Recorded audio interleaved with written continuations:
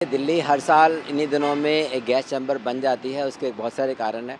हमें ये तो मालूम ही है प्रदूषण के जो मेन कारण है वो है कंबस्चन यानी कि बर्निंग। बर्निंग हम लोग बायोफ्यूल की करते हैं, लकड़ी जलाते हैं, कोयला जलाते हैं, चाहे वो ट्रांसपोर्टेशन के लिए हो, चाहे वो पावर के लिए हो, चाहे वो घर में खाना बनाने के लिए हो। उसके साथ-साथ जो है एग्रीकल्चरल बर्निंग भी रिस्पॉन्सिबल होती है, अभी जो पराली जलाने का चल रहा है। और मौसम की वजह से जो कि ठंडा मौसम होने की वजह से ये सारा जो धुआँ है वो सेटल होके नीचे आने लगता है, तो इसलिए इन्हीं दिनों में दिल्ली गैस चैम्बर बन जाती है। और चूँकि ये फेस्टिवल सीज़न होता है, इन दिनों में ट्रांसपोर्टेशन बहुत ज़्यादा होता है, रिलीजियस एक्टिविटीज़ भी ज़्यादा होती हैं, तो बर्निंग भी ज़्यादा होती है। इन सभी फैक्टर्स की वजह से दिल्ली इन दिनों में दिवाली के आसपास एक गैस चैम्बर का रूप ले लेती है। और ये हवा कितनी जहरीली है, आप इससे अंदाज़ा लगा सकते हैं कि एक्यूआई जो हम लोगों को रिकमेंडेड होना चाहिए वो 10 से नीचे होना चाहिए। दिल्ली में हम लोग 60 की बात करते हैं, पिछले साल की एवरेज 126 थी और अभी 475 चल रहा है। अगर हम इसके प्रभाव की बात करें तो प्रभाव जो है वो एक्यूट भी होते हैं। इनके ऊपर जो 2.5 जो पीएम 2.5 है, उसका तो सीधा प्रभाव देखने में आता है कि जो इस्केमिक हार्ट डिसीज़ है, स्ट्रोक है, लोअर रेस्पिरेटरी ट्रैक्ट इन्फेक्शंस हैं, निमोनिया है, लंग कैंसर्स हैं, सीओपीडी है। इनके अलावा डायबिटीज़ है, जो लोगों का अल्जाइमर होता है, हेडेक होता है, न्यूरोलॉजिकल डिसऑर्डर्स होता है, इन सभी पर डायरेक्ट प्रभाव देखा गया। और अभी तो हम अगर हम उनको ऐड करेंगे जैसे कि नाइट्रोजन डाइऑक्साइड है, सल्फर डाइऑक्साइड है और बहुत सारे पार्टिकल्स हैं जैसे बेंजीन, पायरीन है, इस तरह के जो पार्टिकल्स हैं, अगर उनकी बात करेंगे तो इन लोगों की कंसंट्रेशन बहुत ज़्यादा होने की वजह से वो जो पॉपुलेशन, जो वल्नरेबल पॉपुलेशन है, जिनको पहले से रेस्पिरेटरी की बीमारियां हैं या जो बहुत छोटे बच्चे हैं या जो प्रेग्नेंट बेबीज हैं, उनके ऊपर तो बहुत ज़्यादा इसका गंदा प्रभाव पड़ता है। इसके लिए कौन जिम्मेवार है, ये तो हम इसके बारे में बात नहीं कर सकते, किंतु मैं समझता हूँ कि इसके जिम्मेवार हम शायद खुद भी हैं, क्योंकि हम जागरूक होने के बाद भी जागरूक नहीं हैं।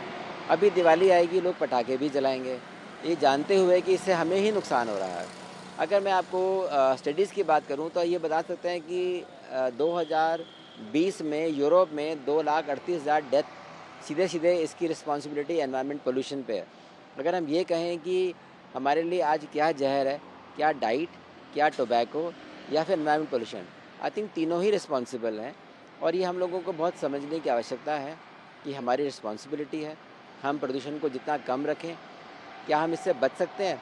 शायद संभव नहीं है, क्योंकि हमें सांस तो लेना है। जी, तो एक चीज़ जी। आपने कही जिस तरीके से एक्यूआई जो रिकमेंडेड है, उससे कहीं ज़्यादा है। एक बार उसे थोड़ा-सा एक्सप्लेन कर दें सर। देखिए, एक्यूआई का मतलब होता है एयर क्वालिटी इंडेक्स, हुँ, जो कि हम पार्टिकुलेट मैटर से जानने की कोशिश करते हैं। पार्टिकुलेट मैटर 2 तरह के होते हैं, 2.5 एंड 10।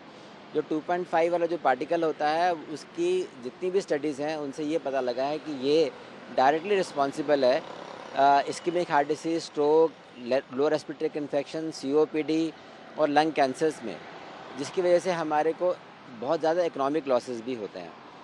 और ये केवल एक पार्टिकल है, और ये पार्टिकल पैदा होता है हमारे कंबस्चन की वजह से, ट्रांसपोर्टेशन में जो हम जलाते हैं या जो आजकल जो पराली जला रहे हैं। अभी भी एक स्टडी कहती है कि पराली की वजह से लगभग 25% ये पार्टिकल क्रिएट होते हैं। इसी प्रकार से जो पोल्यूशन में जो पार्टिकल की कंसंट्रेशन है वो इन्हीं सब एक्टिविटी से बढ़ती है। और ये पार्टिकल जो है वो डायरेक्टली रिस्पॉन्सिबल है हमारे को डैमेज करने के लिए शरीर के, और ये शरीर का सिर्फ सांस के रास्ते में नहीं, शरीर के सभी अंगों पे प्रभाव डालता है। तो ये आवश्यक है हम लोगों को इस बारे में जागरूक होना। एक स्टडी रिसेंटली छपी है जिसमें कि ये बताया गया है, जो स्कूल गोइंग चिल्ड्रन को उन्होंने स्टडी किया तो उन्होंने ये पाया कि अगर 8 से भी ऊपर बढ़ने लगता है पार्टिकल, तो उससे दिमागी शक्ति कम होने लगती है बच्चे की, मैथमेटिकल एबिलिटीज़ कम होने लगती हैं और डिसेबिलिटी और डिसीज़ तो बढ़ती ही हैं। तो क्या हम बच्चों को ऐसा एनवायरनमेंट दे पा रहे हैं? नहीं। तो हमारी रिस्पॉन्सिबिलिटी बनती है कि हम आज जागरूक बने और इनको जितना कम कर सकें, जितना संभव हो। रिकमेंडेड एक 400 के पार पहुँच रहा है, तो ऐसे में क्या प्रिकॉशन लेनी चाहिए? कैसे हम अपने आप को बचा सकते हैं? देखिए, बचाने के लिए तो ये है कि हम इसको एक्सपोज़र से बचें। अभी आप देख रहे हैं सुबह का समय है, लेकिन आपको सूरज नज़र नहीं आ रहा है और धुआँ ही धुआँ नज़र आ रहा है। ऐसे में अगर आप वॉक करेंगे तो नेचुरली आप एक्सपोज़र अपने आप को करेंगे। तो कोशिश करें कि जब सूरज निकले, जब टेम्परेचर बढ़े, तो थोड़ा पार्टिकल मैटर या जो धुआँ ऊपर चला जाए, तब आप वॉक करें या बाहर निकलें। हम यहाँ खड़े हैं, तो हो सकता है कि हम लोगों को भी इसका एक्सपोज़र उतना ही हो रहा है। तो हम कोशिश करें कि हम एक N95 मास्क लगाएँ, जो वेल फिटिंग मास्क हो। उसकी वजह से हम लोगों को कुछ प्रिकॉशन, कुछ हमें राहत मिल सकती है। किंतु दिल्ली क्या रहने लायक है, ये बात हम लोगों को सोचने की ज़रूरत है। AQI is cross 400. So how do you see this and what is your advice for that?